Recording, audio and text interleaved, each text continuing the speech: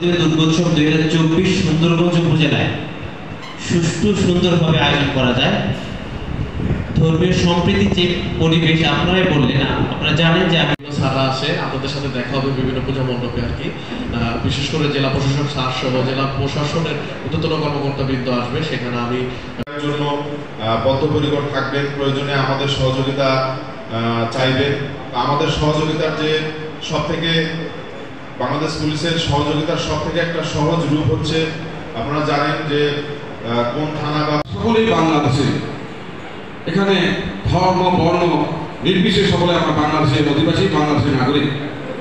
উপজেলা প্রশাসনের পক্ষ থেকে, ইউনো মহোদয়ের পক্ষ থেকে শুনছেন, আমার মনে হয় যথেষ্ট আলোচনা হয়েছে।